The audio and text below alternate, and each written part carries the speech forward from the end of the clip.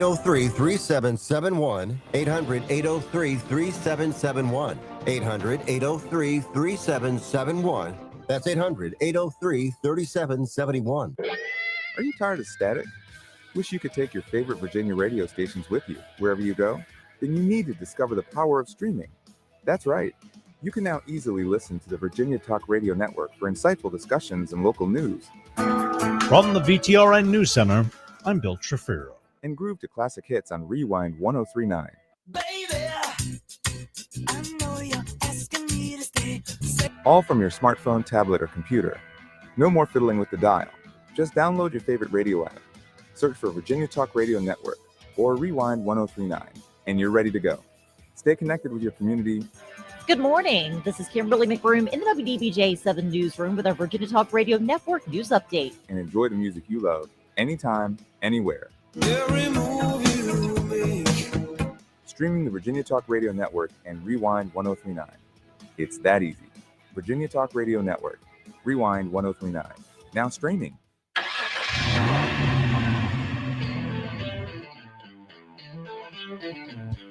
You're stepping into the fast lane on the VTRN Sports app, 93.3 FM and 1320 AM Lynchburg, or by asking Alexa or Google Home, open VTRN Sports Lynchburg. Now, take the fast lane through the topics that matter across the Commonwealth.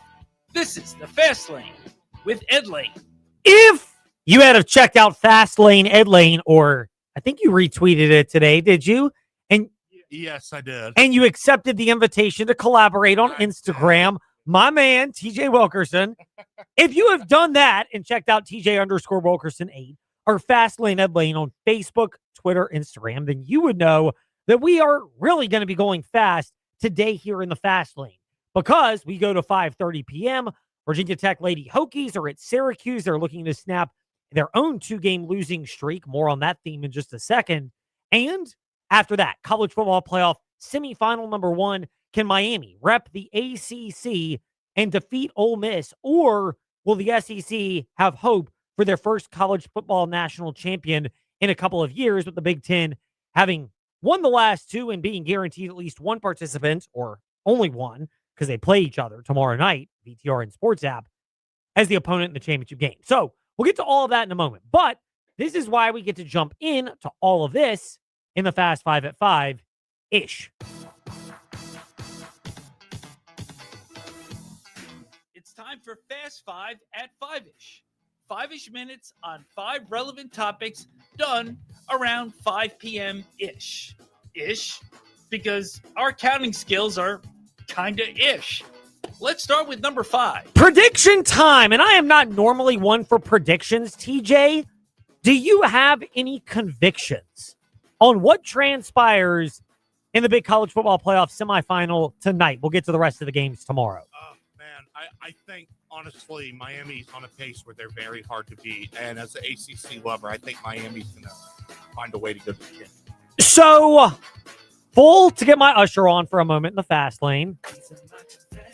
Full confession, I had Miami at 16-1 to win the national championship. That was mid-season. I could have doubled up on it and gotten them at like 150-1, but there was so much doubt they would make the playoff. And again, to get my usher on, I was of no faith that the ACC would be represented at all in the college football playoff because I thought JMU would get in as the second G5. That was a consolation prize. Again, 13-1 for them to make the playoffs, fully admitting that that was kind of a backdoor cover. And, at 13-1, I'll be glad to take $30, turn it to $390 profit and $420 total. So, again, no complaints here. But I have Miami at that. I am looking at taking Ole Miss. Yeah, and in a weird way, normally if you're taking the underdog, you're going to take it to be a lower scoring game. That's just kind of the general rule.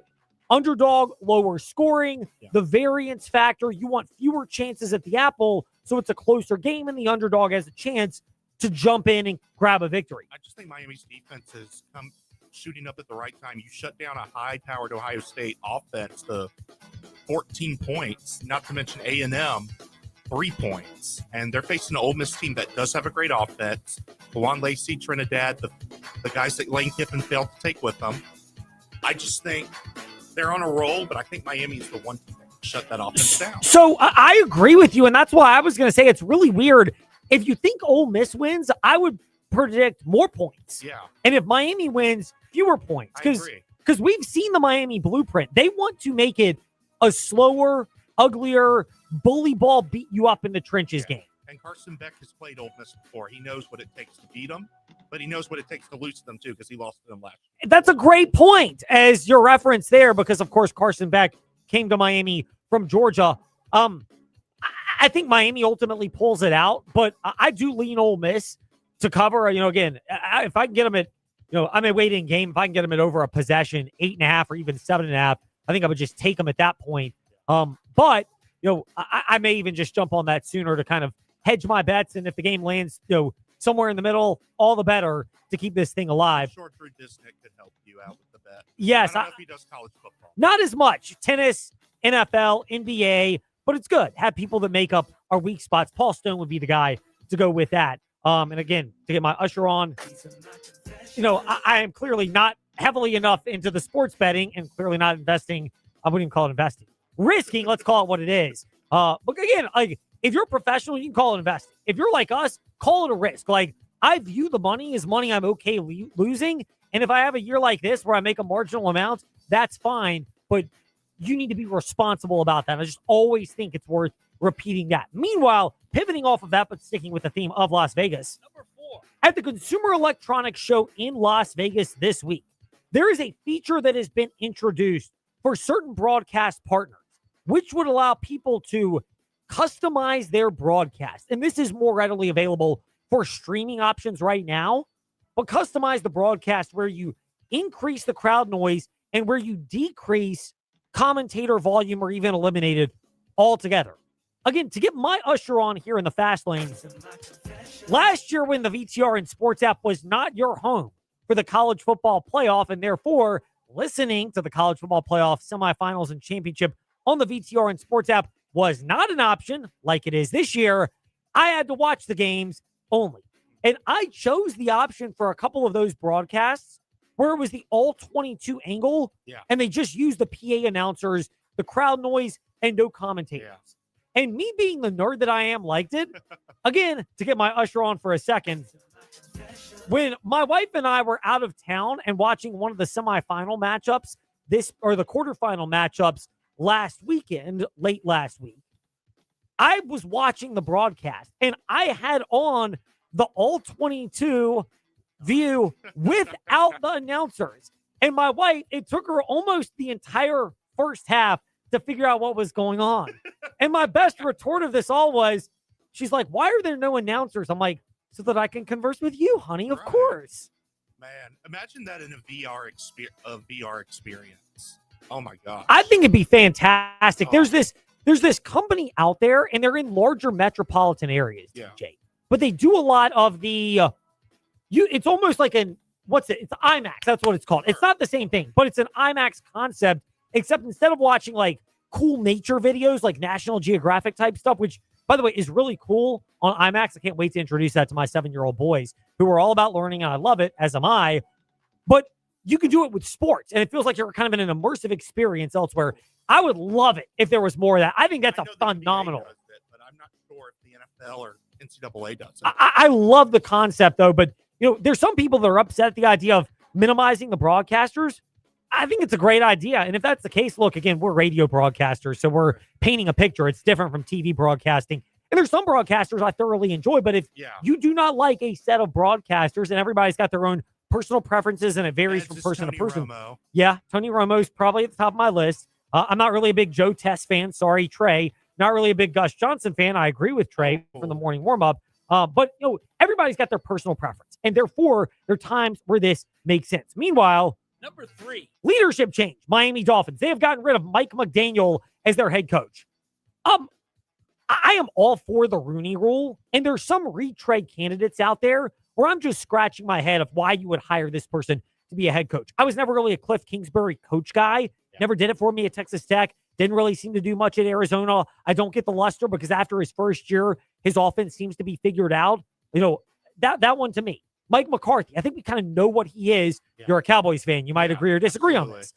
But there are other examples where I understand why you would just say, why are we doing the Rooney Rule? Because we have our coach made up, and honestly, it may be a better option. And I could believe it if Tomlin leaves Pittsburgh and becomes a free agent this year or next year. I think he'd be at the top of people's list. Yeah. Obviously, if they win, it changes that. But the other one is I think the Dolphins clearly seem to be zeroing in on John Harbaugh with the Baltimore Ravens. And any other coach that's interviewed for this, I don't even know what you're doing right now. And Ed, I'll be real quick, but you pointed out how great of an offensive coordinator day Mike McDaniel would be, and I agreed with that.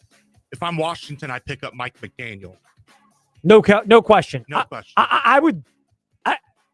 Washington. I think Dayball's the guy that they want because of his infatuation with Jaden Daniels, and I get that. If McDaniel, who I don't think's head coaching material, he never struck me as mature. Yeah. But there are examples of it. Now, there are minority coaching candidates that I believe deserve to be head coach. I think the biggest one is Brian Flores, who's the most obvious example. What he's done with that Minnesota defense this year and the quarterback questions, and therefore putting more pressure on the defense. I get it. He had disagreements with the brass in Miami, ironically, an African-American GM in Chris Greer. But, he is the type of candidate that if he doesn't get a hiring, that's where you sound the alarm bell. It's not, we blew over everyone for John Harbaugh. I get why you would do that. Yeah. But for Brian Flores, that guy to me should be on everybody's list. Rob Sala, too. Robert? I would totally still Rob from the 49ers. The reason why I would say yes is even though he's kind of a little oomph for me, how do you put any stock into a failure with the Jets? Yeah. I mean, let's be real here. Meanwhile, speaking of leadership changes, we get to more of that in number 2. NASCAR Commissioner Steve Phelps resigned earlier this week. To me, this screams fall guy for the NASCAR family, France family losing their lawsuit. I still think to restore full fan confidence, I would want someone other than the Jim France family making the day-to-day decisions. I think you'll get more because I would imagine the settlement creates that. But to me, Steve Phelps falling out is more of being the fall guy than actually believing that NASCAR is making serious leadership changes. And that is a topic we will get into as the season progresses. But we will get into this more in just a bit with Dan Bonner talking college basketball. But I did my TroStall.com fast take from the parking lot of an airport today because right now Virginia Tech and Virginia basketball feel like they're parking lot airport. Virginia Tech, 2-game losing streak in the early portion of ACC play for the men's and women's programs. You heard the men's loss, squandering the 13-point lead to Stanford last night. Feels like they're stuck in the parking lot. They're not turning around and leaving the chance to fly off on this season, but they have not walked in and gotten themselves rolling toward the gate and taking off towards a chance at March Madness. Meanwhile, Virginia, they clearly feel like they are in that direction, and it looks like it. The women with what they did the last couple of games against Clemson and Florida State, and obviously the men with how they really handled Cal last night, backing up a dominant win at NC State. So we'll get into that when we return in the Fast Lane. Dan Bonner slated to provide his perspective when we return here in the Fast Lane on the VTR and Sports app, and ask that smart speaker, open VTR and Sports. Mark Dalton here with Terry Volkswagen. Get ready to fall head over heels for the perfect VW SUV.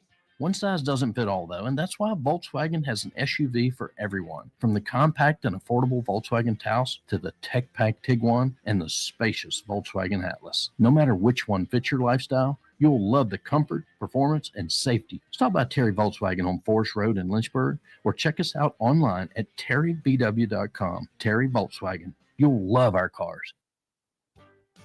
We're joined by Corey Argentino from Earthright Mid-Atlantic and Earthright Roofing. Corey, blending those two together, the ability to work with people for both their roofs and solar, how does that work? Well, it really coincides because a lot of folks needing solar panels also need a new roof. And some people just need a new roof. And with a trusted brand like Earthright, you can't go wrong doing your roofing or your solar project or both with us. How beneficial is it as well that when consultants come to someone's house or business, they can get consultation on both solar and roofing? This saves a lot of time. You're not having two different people come out. You got one person. They understand both. The process is less time consuming and the project moves along a lot smoother having one team, one project working together with the other team. Corey Argentino from Earthright Mid-Atlantic and Earthright Roofing.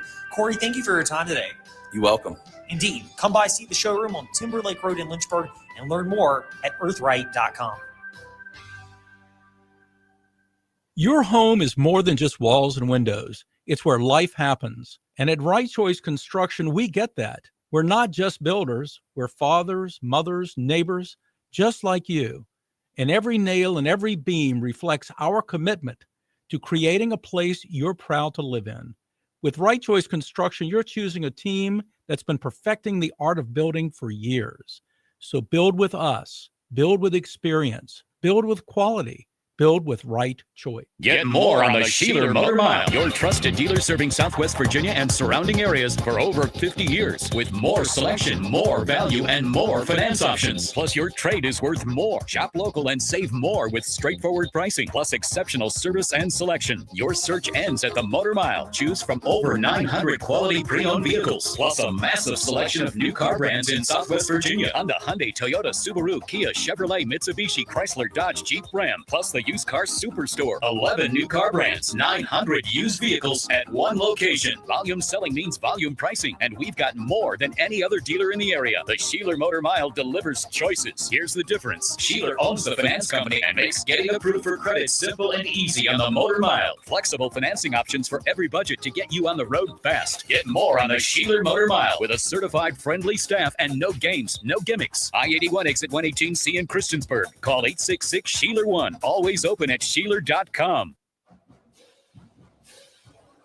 Hi, this is Zach Mackey, the voice of Virginia Tech men's basketball. You're listening to The Fast Lane with Ed Lane and Trey Lyle. Join the chat at Trey Lyle VT and Fast Lane Ed Lane on Facebook, Twitter, YouTube, and Instagram.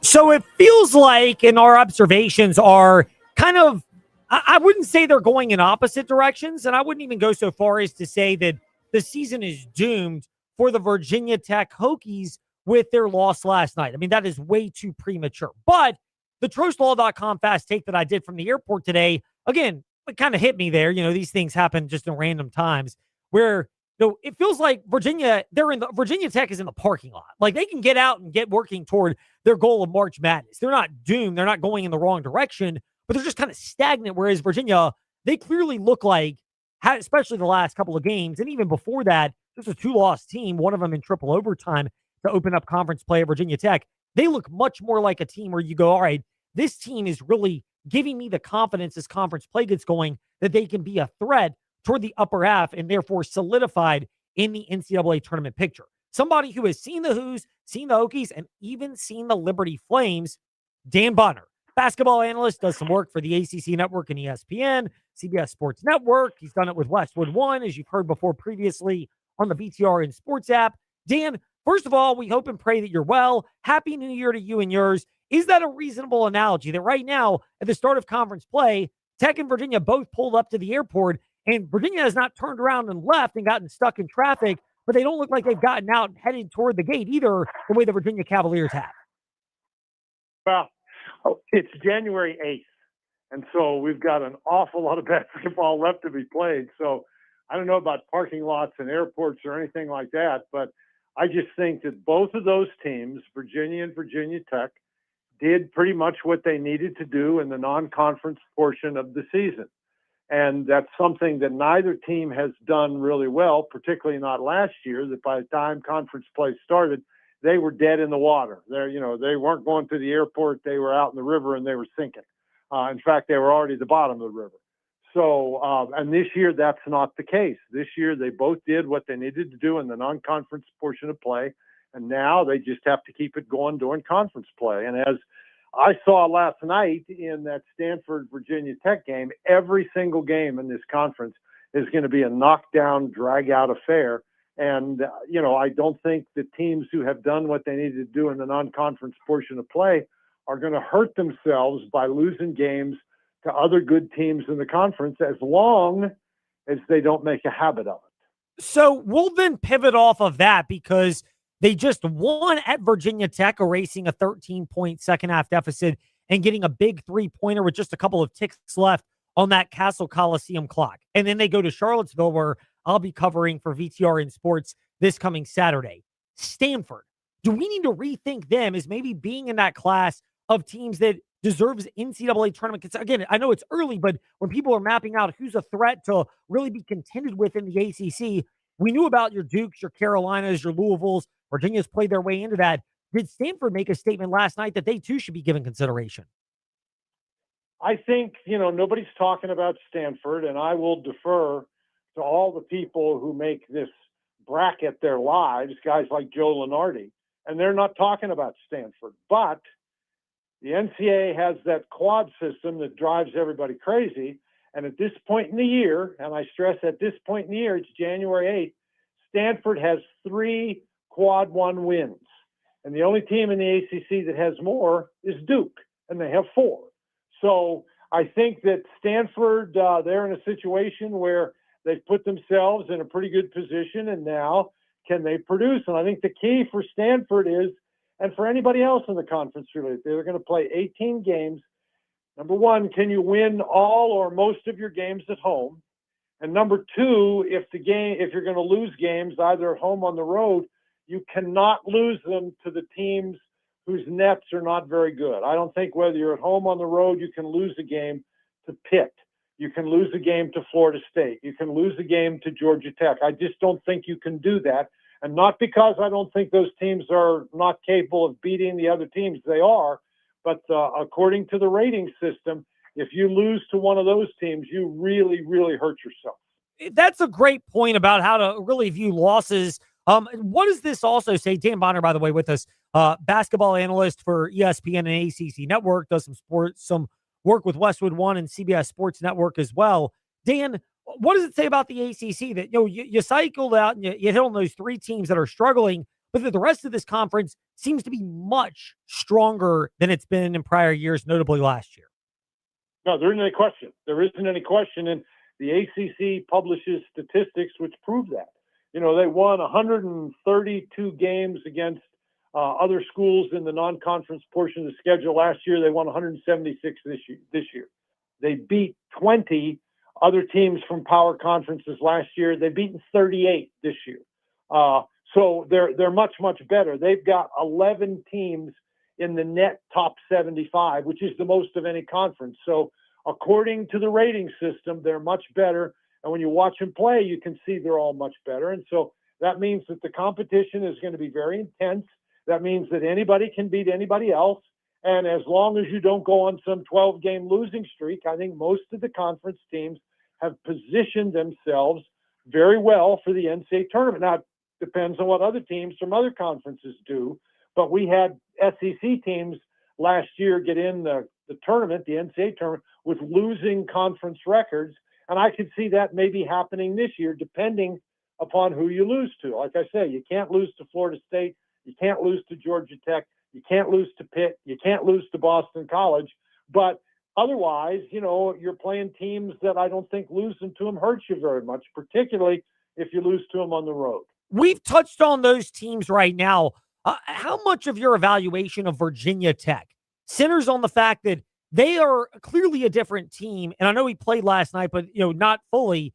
They're a totally different team when Toby Lawal is in the lineup and also when Johnson is in and he's been out too. Well, and that's, of course, you have to deal with that. Everybody has injuries.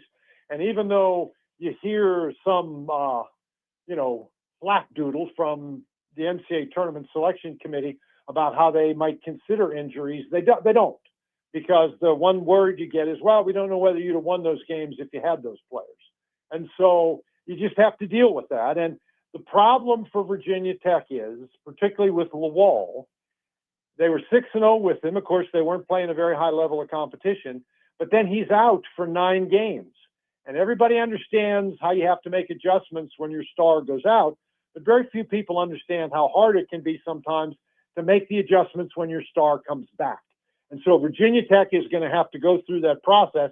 And last night they let one slip away because, they were ahead by 13 with 6 minutes left in the game. They let that one slip away, but that's going to happen. You're playing against other really good teams with really good players. And I'm telling you that a Corey kid from Stanford, you can tell me all you want about these other fabulous freshmen, but I would put him right up there with them. Dan Bonner with us here in the Fast Lane, veteran basketball analyst. He has seen the Hokies and the Who's. We touched on Virginia Tech. What about UVA? They have won with Jakari White out the last couple of weeks. How much of that is the bench? How much of this is Ryan Odom finding a lot of pieces that mesh well together? And it's great to have Jakari, but he seems like he's been able to really maintain the depth of talent that they can have and have shown the early portion of the year. They did a great job in the offseason in the transfer portal recruiting quality depth, and that's what they were looking for. And so they achieved that. But, Ryan Odom, as good a coach as he is, he can't play. He can't make a shot. He can't steal the ball. And so his players right at the moment, and again, there's so many new ones, it takes some time to get this together. And they're going to have their ups and downs. What we've seen from them so far is when they shoot the ball well, they are unbelievably formidable. And they've had some problems with rebounding. They've struggled, particularly when they can't score. That game against Virginia Tech, they scored 85 points, but they only scored 55 points in the first 40 minutes. And generally, you're not going to get an extra 15 minutes to score 30 more points. So I think that Virginia, if their offense is gelling, that helps their defense, and they can be a very good team. And so they're not going to waltz through the ACC like with only one loss. They're not going to finish 17-1, but I think they're going to be very competitive. And unless they have a disaster, I think they've positioned themselves very well. They could be the second best team in the ACC. It just depends on, a number of different things. It does. There are a lot of factors that go into that. We'll pivot off of the ACC with Dan Bonner because you've also seen the Liberty Flames this season. Their 5-game winning streak right now. How impressive is it that they've done that against different styles, including 3 different styles to start 3-0 in Conference USA play? That's very impressive. I cannot tell you how impressed I was with Liberty because Conference USA is an extremely good league. It's an extremely tough league to play in, even if the other teams weren't good, because the travel schedule is just unbelievably hard.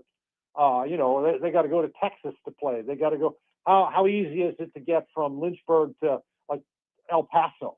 So it's very difficult. They have a difficult travel schedule, but they play such a fun brand of basketball. And eventually they may run into somebody whose size is going to give them a problem, but they make up for that. They move the ball well. They play so well together. Decker is having a great year shooting the ball.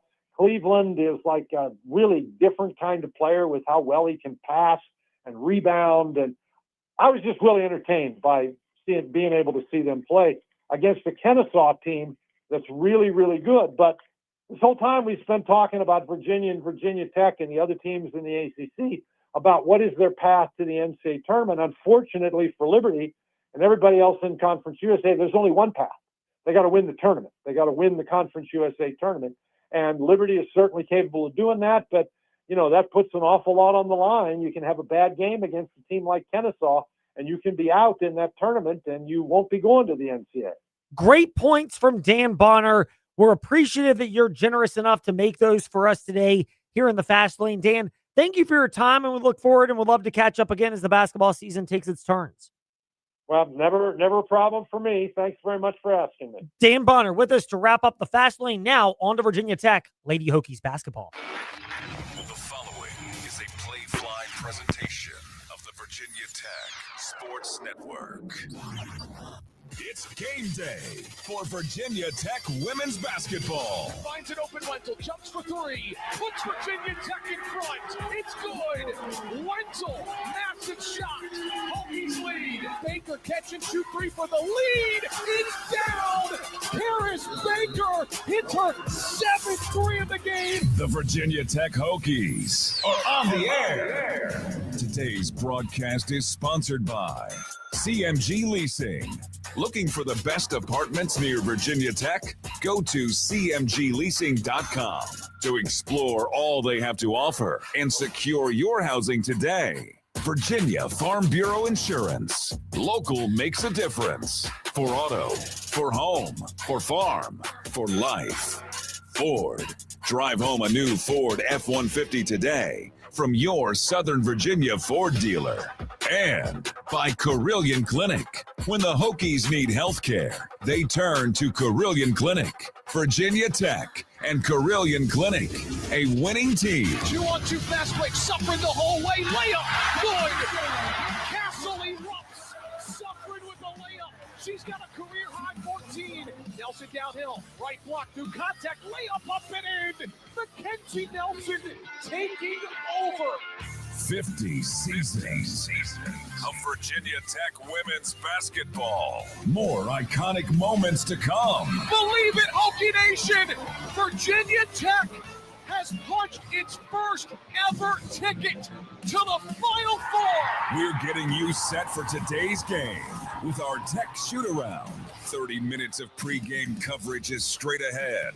Now, for the call of today's game, here is the voice of Virginia Tech women's basketball, Evan Hughes. From the JMA Wireless Dome in Syracuse, we say hello, Tech fans, and welcome to upstate New York for ACC women's basketball. Tonight, Virginia Tech tries to snap a 2-game skid and pick up its second conference road victory of the year as they visit a much-improved NCAA tournament hopeful squad in the Syracuse Orange.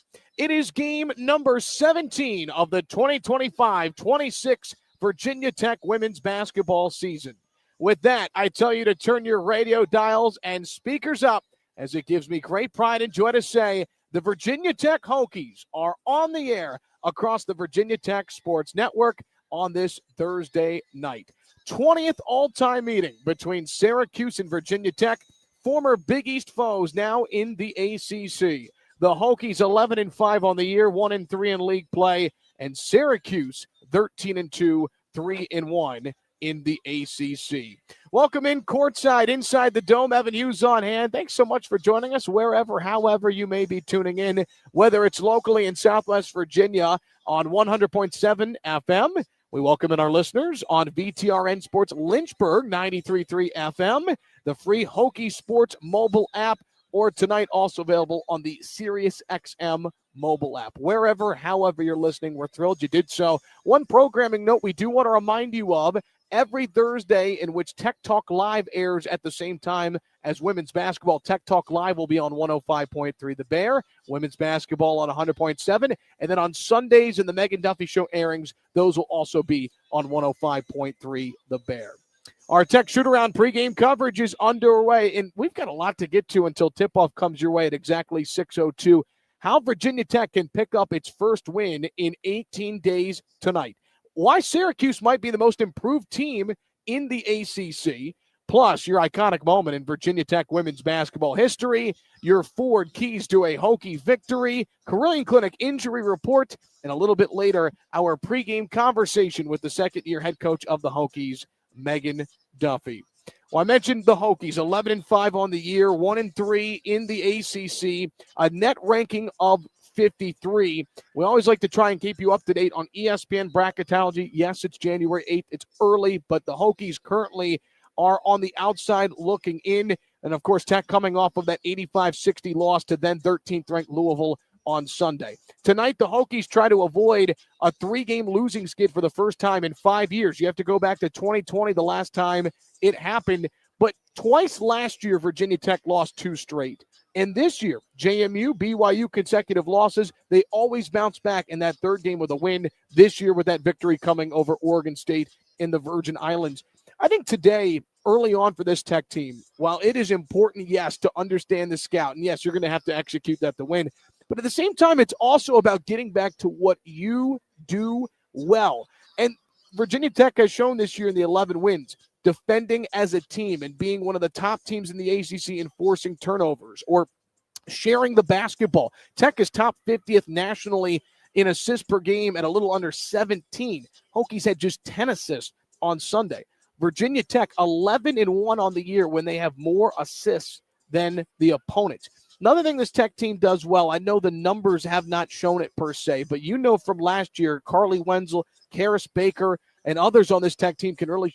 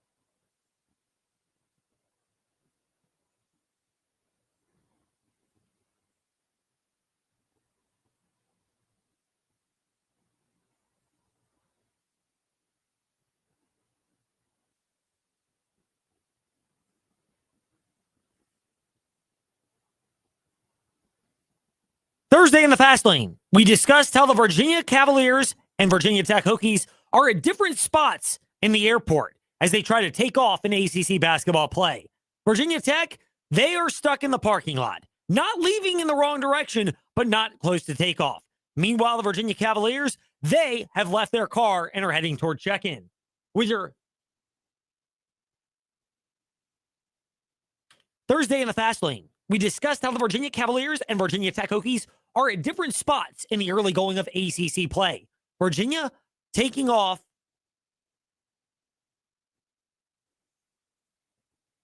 The Hoos poised for takeoff toward the top of the ACC. Virginia Tech, more like stuck in the parking lot. Hear more where you discuss. Listen back, Fast Lane, Ed Lane, wherever you listen to podcasts. Drop your thoughts. Fast Lane, Ed Lane, Facebook, Twitter, Instagram, because we'll get to that Friday in the Fast Lane. Plus, preview the NFL action with Ryan Leaf. The Fast Lane, 5 to 5:30 p.m. So join us 5 to 6 p.m. VTR and Sports app, 93.3 FM. Ask your smart speaker, open VTR in Sports.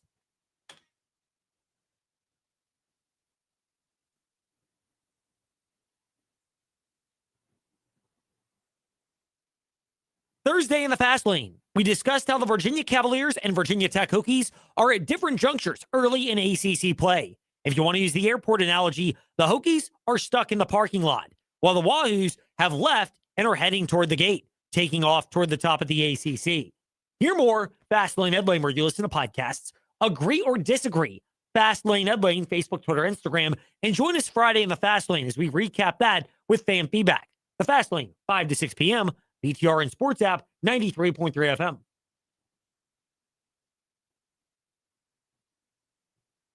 Thursday in the Fast Lane, ACC.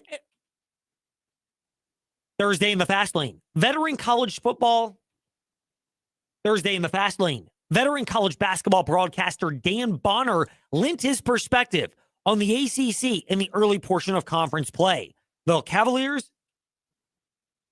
Thursday in the Fast Lane, veteran college basketball broadcaster Dan Bonner lent his perspective on the Wahoos and the Hokies in the early going of ACC play, plus has high praise for the Liberty Flames in what's set to be a challenging Conference USA slate. Hear it all, Fast Lane, Ed Lane, where you listen to podcasts.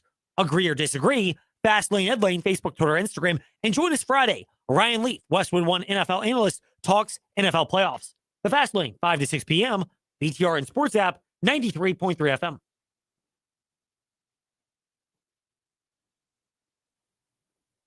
Good morning. With your TrostLaw.com fast take on Rewind 1039, Lynchburg's Classic Hits, I'm Ed Lane. Right now, if you were to use an airport analogy, the Virginia Tech Hokies and Virginia Cavaliers are at different spots in the airport if you're trying to summarize the start of ACC basketball play for both the men and women's teams. For both the Lady Hokies and the men's basketball team at Virginia Tech, they're stuck in the parking lot. They have not quite gotten out and approached the apron.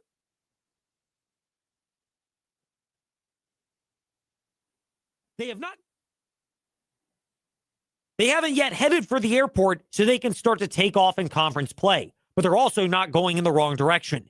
Meanwhile, the Virginia Cavaliers, they are on their way toward the top of the ACC men's basketball standings and in an upward trajectory for the Lady Hoos too. Now, of course, keep this all.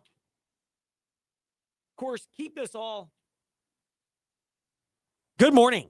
With your TrostLaw.com fast take on Rewind 1039 Lynchburg's Classic Hits, I'm Ed Lane. A little airport analogy for the start of conference play for Virginia Tech and UVA, both in men's and women's basketball, because they are similar. The Lady Hokies and Virginia Tech's men's team are stuck in the parking lot of the airport. They're not going in the wrong direction away from takeoff, but they also haven't gotten out and taken the necessary steps as their two-game losing streaks would indicate.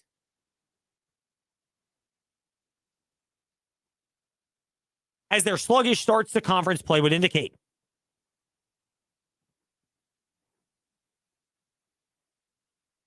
In taking the necessary steps as their sluggish starts to conference play would indicate.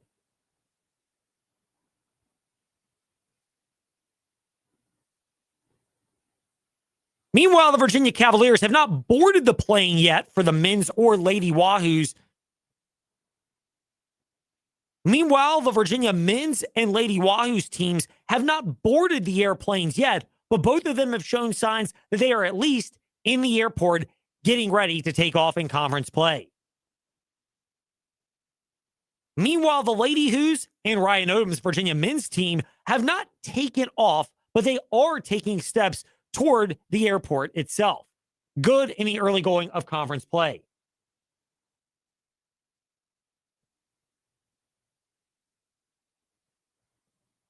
Good morning with your TrostLaw.com fast take on Rewind 1039 Lynchburg's Classic Hits. I'm Ed Lane.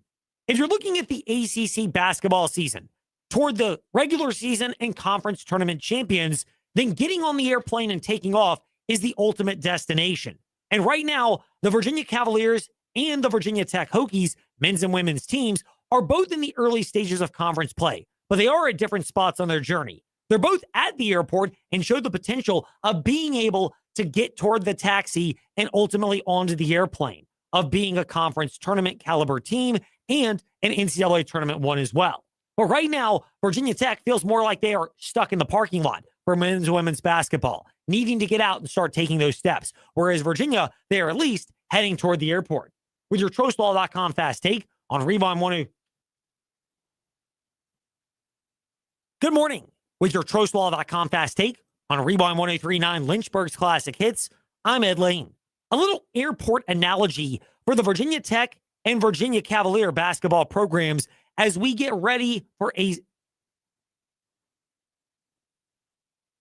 in the early portion of conference play. For Virginia Tech, it feels like they are in the parking lot at the airport. They've made their way there, and there's clearly an obvious path toward them getting on the plane of being a good ACC men's or women's basketball team and having a spot in the NCAA tournament. But it feels like they're kind of stuck and haven't yet gotten out. Meanwhile, the Virginia Cavaliers look like a program for women's and especially men's basketball where they are clearly approaching the airport and things are going in the right direction to where they can ultimately get on the plane of being one of the better ACC basketball programs and having a spot in March Madness. Sure, it's early in the journey, but it's never too early to give initial assessments. With your TrostLaw.com fast take on Rewind 1039 Lynchburg's Classic Hits, I'm Ed Lane. Join us for the Fast Lane, 5 to 6 p.m., BTR and Sports app, 93.3 FM.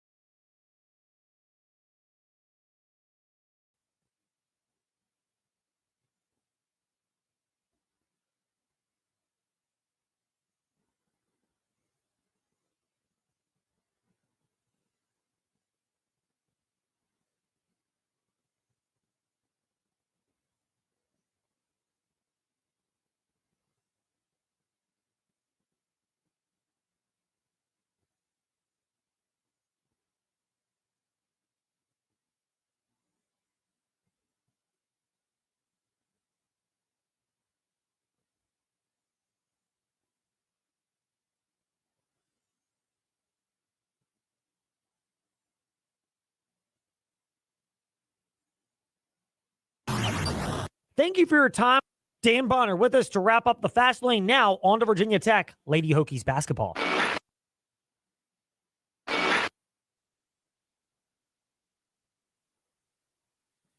Mark Dalton here with Terry.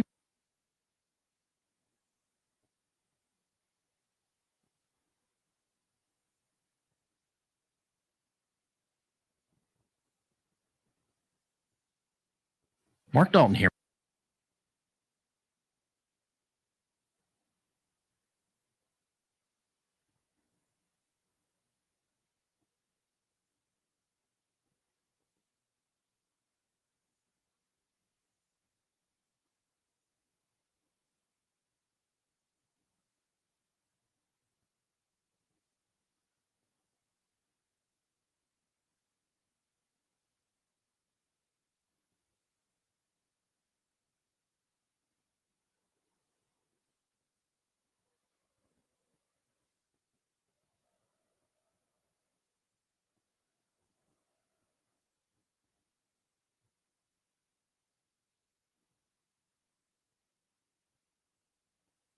Wherever you go. Syracuse are looking to snap their own 2-game losing Open. All from Good morning. streaming.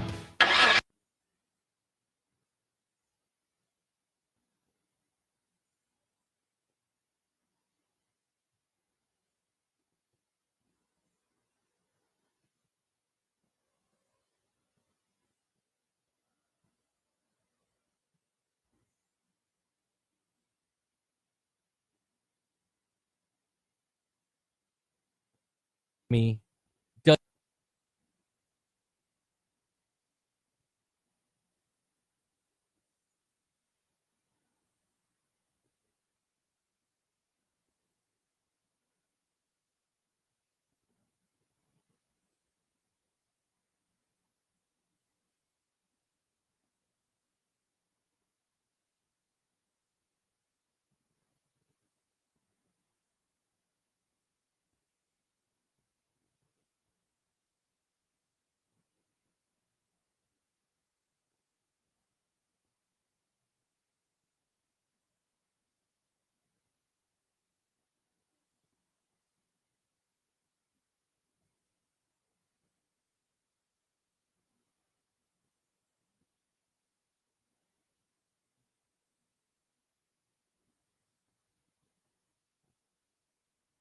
But if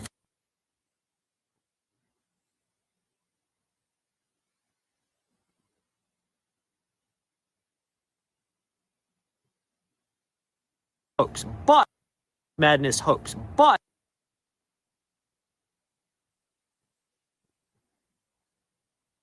now Virginia Tech, women and men. It's not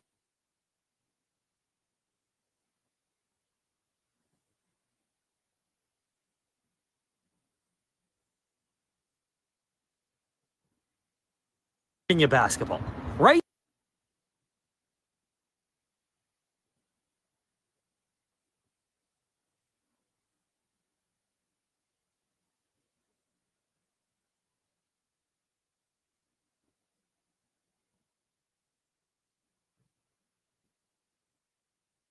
Metaphor and compare and contrast for Virginia Tech.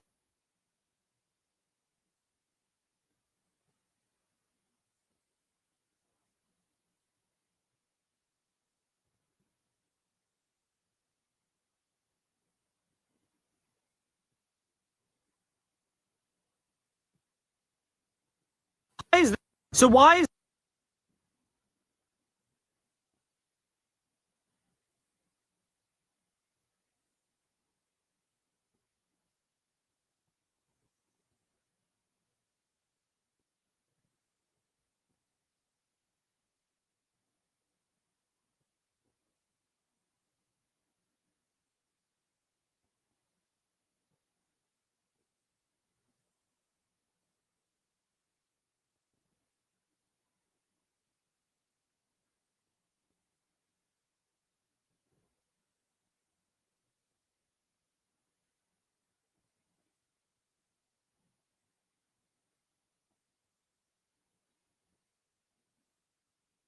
Classic Hits. I'm Ed Lane.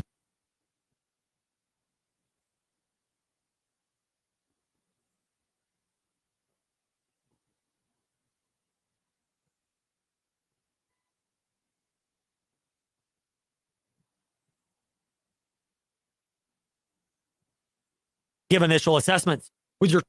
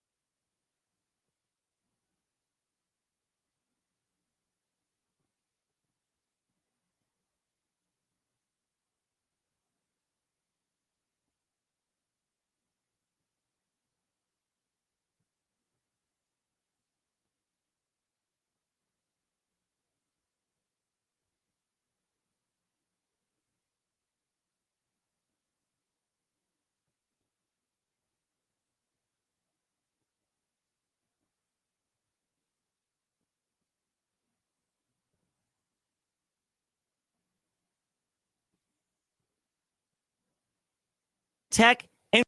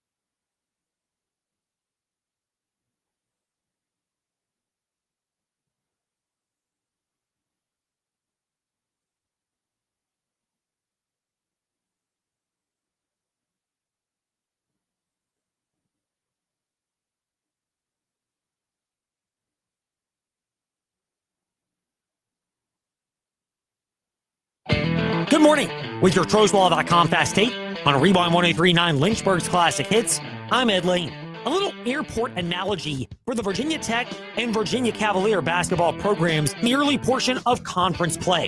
For Virginia Tech, it feels like they are in the parking lot at the airport. They've made their way there, and there's clearly an obvious path toward them getting on the plane of being a good ACC men's or women's basketball team and having a spot in the NCAA tournament. But it feels like they're kind of stuck and haven't yet gotten out. Meanwhile, the Virginia Cavaliers look like a program for women's and especially men's basketball where they are clearly approaching the airport and things are going in the right direction to where they can ultimately get on the plane of being one of the better ACC basketball programs and having a spot in March Madness. Sure, it's early in the journey, but it's never too early to give initial assessments. With your Trostball.com Fast 8 on Rewind 1039 Lynchburg's Classic Hits, I'm Ed Lane. Join us for the Fast Lane, 5 to 6 p.m., BTR and Sports app, 93.3 FM.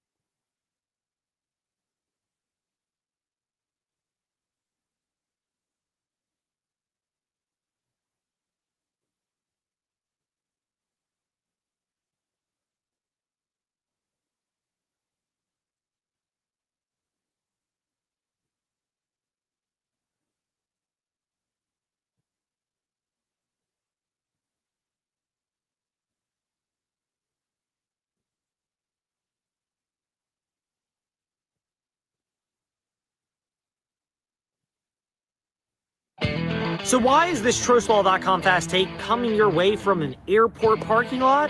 It's because it's a perfect metaphor and compare and contrast for Virginia Tech basketball and Virginia basketball. Right now, Virginia Tech, women and men, it's not catastrophic toward their March Madness hopes, but it feels like they're stuck in the parking lot. They haven't really gotten going in ACC play. Meanwhile, for the Virginia Cavalier women and especially the men, they are much closer to take off.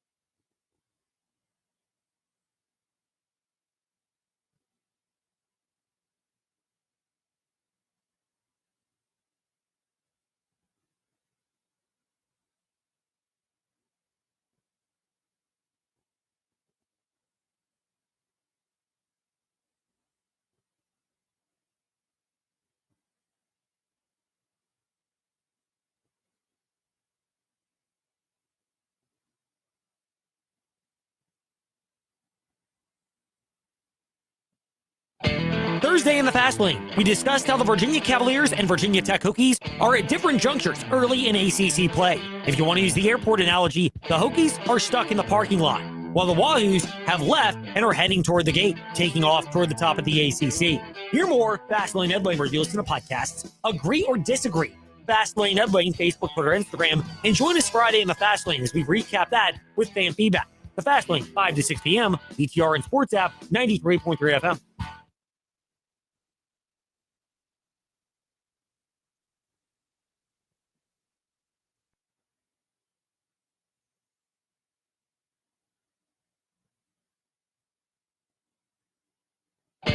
Thursday in the Fast Lane.